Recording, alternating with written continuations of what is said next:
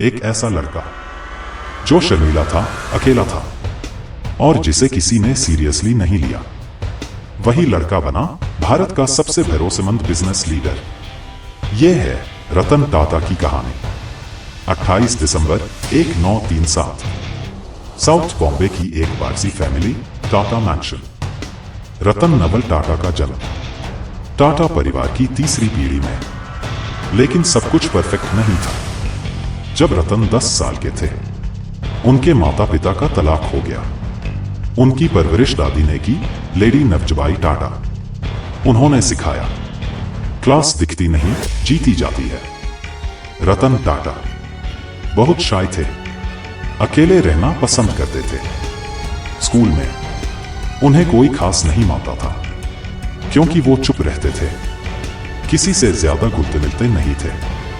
लेकिन वो अंदर से बहुत ऑब्जर्वेंट थे। उनका पहला बड़ा मोड़ आया जब वो पढ़ाई के लिए गए Cornell university, United states of America. शुरुआत में आर्किटेक्चर पढ़ रहे थे, लेकिन उन्हें समझ आया उनकी असली पैशन है इंजीनियरिंग, प्रोडक्ट डिजाइन। और वहीं से शुरू हुई उनकी सोच, जो कहती थी भारत में बने हर प्रोडक्ट को गर्व से दुनिया में ले जाना है। जब रतन टाटा अमेरिका से वापस लौटे तो उन्होंने कॉरपोरेट वर्ल्ड की चमक दमक छोड़ दी। कोई पार्टीज, कोई चकाचौंध नहीं। वो सीधे पहुंचे टाटा ग्रुप। 1962 में उन्होंने टाटा स्टील से शुरुआत की, जमीनी स्तर से। ना कोई स्पेशल स्टेटस, ना कोई सीईओ का केबिन। वो सीधे पहुंचे वर्कशॉप्स में, यूनिफॉर्म पहनकर, वर्कर्स के साथ चाय पी। गर्मी में लोहे की चादरों के बीच खड़े रहे। उनसे किसी ने कहा, आप टाटा हैं, फिर भी ये काम? रतन बोले, टाटा होना एक जिम्मेदारी है, आराम नहीं। पर फिर भी उनका रास्ता आसान नहीं था। कई सीनियर टाटा एग्जीक्यूटिव्स उन्हें सिर्फ एक फैमिली बॉय मानते थे।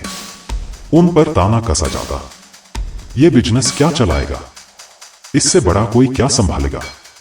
और तब एक दिन आया जब टाटा ग्रुप के चेयरमैन J.R.D. टाटा ने रतन को कहा, अब वक्त है कि तुम ग्रुप को संभालो। 1981 में रतन टाटा को बना दिया गया टाटा इंडस्ट्रीज का चेयरमैन। और यहीं से शुरू हुई एक अंदरूनी power struggle. Old school directors बोले, ये लड़का बहुत मॉडर्न सोचता है, सॉफ्टवेयर, टेक, ब्रांडिंग, ये सब इंडिया में चलेगा। रतन ने तब कहा, अगर हम वक्त के साथ नहीं बदलेंगे तो वक्त हमें पीछे छोड़ देगा। जब रतन टाटा ने टाटा इंडस्ट्रीज संभाली तो टाटा ग्रुप एक फेडरेशन ऑफ कंपनीज जैसा था। हर कंपनी का अपना चेयरमैन, अपना फंडा, कोई किसी की नहीं सुनता। Tata tea, Tata motors, Tata steel, Tata power, Voltas, Titan, हर कोई अपना राजा। रतन ने कहा, हमें एक ब्रांड बनना होगा, वन टाटा। पर बोर्ड में बवाल मच गया, हमारे नियम मत बदलो, तुम नए हो, तुम्हें क्या पता। लेकिन रतन टाटा रुके नहीं। उन्होंने एक एक कर इनएफिशिएंट लीडर्स को हटाया, चाहे वो कितने भी पावरफुल क्यों ना हो। फिर उन्होंने शुरू किया टाटा एडमिनिस्ट्रेटिव सर्विसेज, TAS, जहां यंग टैलेंट को ग्रूम किया जाता था टाटा के फ्यूचर लीडर्स के लिए। रतन चाहते थे लीडरशिप मेरिट से होनी चाहिए, सरनेम से नहीं। अब उन्होंने दूसरा बड़ा कदम उठाया, global thinking plus Indian values. Tata T का ब्रांडिंग बदला, टाइटन में वॉच डिवीजन को स्टाइलिश बनाया और टाटा मोटर्स में टेक्नोलॉजी पर निवेश शुरू किया। कई लोग कहते थे, तुम्हें समझ नहीं आता इंडिया में क्या बिकता है। रतन टाटा ने जवाब दिया, मुझे समझ आता है कि इंडिया क्या डिजर्व करता है। साल 2003, रतन टाटा ट्रैफिक सिग्नल पर रुके हुए थे। बारिश हो रही थी और उन्होंने देखा एक स्कूटर पर एक पूरा परिवार बैठा है, बाप, माँ, 2 बच्चे, और सब भीग रहे हैं। उसी पल रतन टाटा के दिल में कुछ टूटा। उन्होंने खुद से कहा, हर भारतीय परिवार को छत वाली कार मिलनी चाहिए, एक सस्ती, सुरक्षित कार। यहीं से जन्म हुआ टाटा नैनो का। रतन टाटा ने कहा, हम 1 लाख रुपए की कार बनाएंगे। पूरे इंडस्ट्री ने हंसी उड़ाई। यह नामुमकिन है। क्वालिटी गई तेल लेने, इतने में तो साइकिल आती है। लेकिन टाटा ने हार नहीं मानी। उन्होंने इंजीनियरों की पूरी टीम को लगाया। Cost cutting, space efficiency, design, safety, हर पहलू पर सालों काम चला। 2008 में टाटा नैनो का उद्घाटन हुआ। पूरी दुनिया की मीडिया भारत पर टिकी थी और रतन टाटा मंच पर आए, मुस्कुराए और बोले, ये रही 1 लाख रुपए की कार और ये सपना अब हकीकत है। पूरा देश खुशी से झूम उठा। नैनो सिर्फ एक कार नहीं थी, ये भारतीय मिडिल क्लास की उम्मीद थी। लेकिन फिर हुआ जो किसी ने नहीं सोचा था। नैनो को पुअर मैन्स कार कहा गया। मीडिया ने ब्रांडिंग गिरा दी। फायर इंसिडेंट्स, गलत परसेप्शन, सबने मिलकर उसका मार्केट बिगाड़ा। नैनो एक सपना होते हुए भी मार्केट में नहीं चला।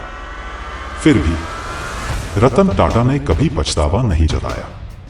उन्होंने कहा, मैंने ये कार बिजनेस के लिए नहीं, उस परिवार के लिए बनाई थी जो एक सुरक्षित सवारी डिजर्व करता है। ये वो मोमेंट था जहां रतन टाटा ने साबित किया वो सिर्फ बिजनेसमैन नहीं, दिल से इंसान है। साल 1999 टाटा मोटर्स ने एक प्रीमियम सेडान लॉन्च की, टाटा इंडिका। यह पूरी तरह भारत में डिजाइन की गई पहली कार थी। टाटा के इंजीनियर्स की मेहनत, भारत की पहचान। लेकिन शुरुआती मॉडल्स में कुछ खामियां थी। डीलर्स ने शिकायतें की, मार्केट ने मुंह मोड़ा। बोर्ड ने सलाह दी, कार बिजनेस बेच दो। रतन टाटा चुपचाप फोर्ड के हेडक्वार्टर गए, अमेरिका।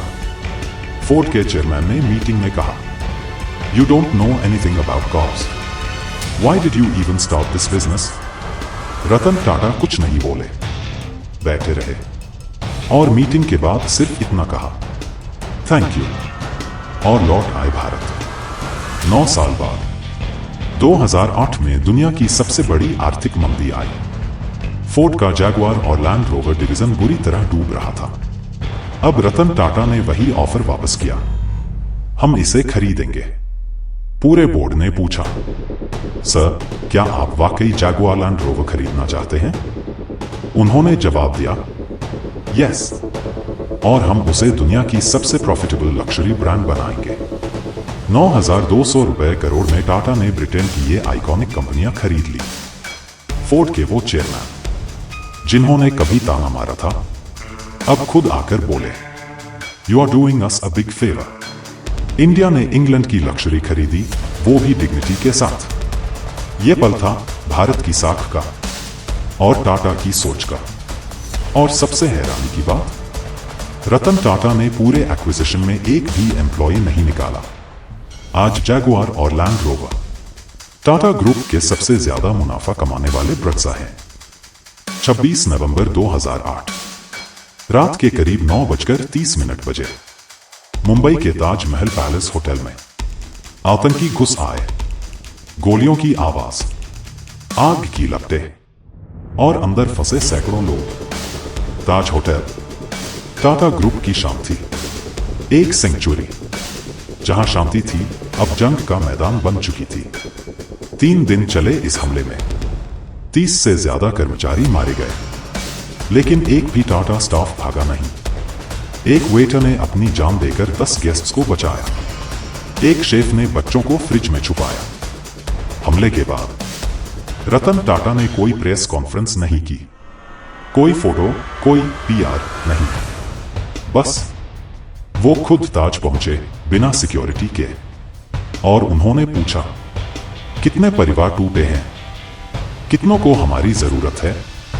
टाटा ग्रुप ने सभी कर्मचारियों के घरों की मरम्मत करवाई, बच्चों की पढ़ाई का खर्च उठाया, पूरी जीवन भर की हेल्थ कवरेज दी, यहां तक कि पुलिसकर्मियों के परिवारों को भी मदद दी। और ये सब बिना एक भी विज्ञापन या बैनर के। रतन टाटा ने दुनिया को सिखाया, compassion is not charity, it's responsibility. जब पूरी दुनिया बिखरी हुई थी, टाटा ग्रुप एक परिवार बनकर खड़ा था। साल 2012 75 साल के हो चुके थे रतन टाटा। उन्होंने टाटा ग्रुप को 100 प्लस कंपनियों वाला एक ग्लोबल कॉन्ग्लोमरेट बना दिया था। नेटवर्थ $100 बिलियन से ज्यादा, 100 से ज्यादा देशों में ऑपरेशन, सैकड़ों ब्रांड्स, लाखों कर्मचारी। और अब वो चुपचाप पीछे हटने को तैयार थे। उन्होंने कहा, मैं चला जाऊंगा लेकिन टाटा का नाम और काम चलता रहेगा। 16 दिसंबर 2012 को वो ऑफिशियल तौर पर टाटा सन्स से रिटायर हुए। कोई शो, कोई फेयरवेल नहीं, बस एक लिफ्ट से उतरे और अकेले अपनी कार में बैठकर घर चले गए। लेकिन कहानी यही खत्म नहीं होती। साल 2016 टाटा ग्रुप में आंतरिक विवाद हुआ। नए चेयरमैन को हटाया गया। पूरा ग्रुप डगमगा गया। बोर्ड ने एक बार फिर फोन किया, सर, क्या आप थोड़े समय के लिए वापस आ सकते हैं? रतन टाटा ने कहा, मैं कंपनी नहीं, संस्कृति को बचाने आऊंगा। कुछ ही महीनों में उन्होंने फिर से संगठन को स्थिर किया, फिर से लीडरशिप सेट की और फिर वापस अपनी शांति में लौट गए। आज भी रतन टाटा ना बिलियनर लाइफस्टाइल जीते हैं, ना फोर्ब्स के पीछे भागते हैं। उनका इंस्टाग्राम पर एक ही बायो है, former chairman Tata group, dog lover. वो आज भी अपने बंगले में नहीं, एक छोटे से फ्लैट में रहते हैं। उनकी सबसे महंगी चीज क्या है? शायद उनका एक पुराना स्टारबक्स मग, या वो छुपकर किसी स्टार्टअप फाउंडर की कहानी सुना। आज जब लोग बिजनेस लीडर कहते हैं, हमारे दिमाग में शायद कोई चमचमाती कार, बड़ा बंगला या शेयर मार्केट आता है। लेकिन जब कोई कहता है रतन टाटा, तो एक मुस्कुराता चेहरा सामने आता है, जो झुका हुआ है, सुन रहा है और मदद कर रहा है। उन्हें लोग बिजनेस टाइकून नहीं, भारत का सबसे भरोसेमंद इंसान कहते हैं। उन्होंने सिखाया, प्रॉफिट से ज्यादा जरूरी होता है पर्पस, सक्सेस से ज्यादा जरूरी होता है सेंसिटिविटी, और पावर से ज्यादा जरूरी होती है प्रिंसिपल्स। उनका जीवन हमें याद दिलाता है, बड़ा बनने के लिए बड़ी सोच नहीं, बड़ा दिल होना चाहिए। उन्होंने अरबों कमाए, लेकिन कभी पैसा जेब में नहीं, सोच में रखा। तो अब सवाल आपसे है, क्या आप भी सिर्फ सफल होना चाहते हैं, या सार्थक भी? क्या आप भी सिर्फ अपना नाम कमाना चाहते हैं, या ऐसा काम करना चाहते हैं जो नाम को भी पीछे छोड़ दे? कमेंट में लिखिए, आपके दिल में क्या सपना है और उसके लिए आपने आज क्या किया। और अगर रतन टाटा की ये कहानी आपको कुछ महसूस करवा गई हो, तो वीडियो को लाइक करें, दोस्तों से शेयर करें और चैनल को सब्सक्राइब जरूर करें, क्योंकि अगली वीडियो में हम लाएंगे एक और ऐसी कहानी जो आपको सिर्फ जोश नहीं, जवाबदेही भी दे जाएगी।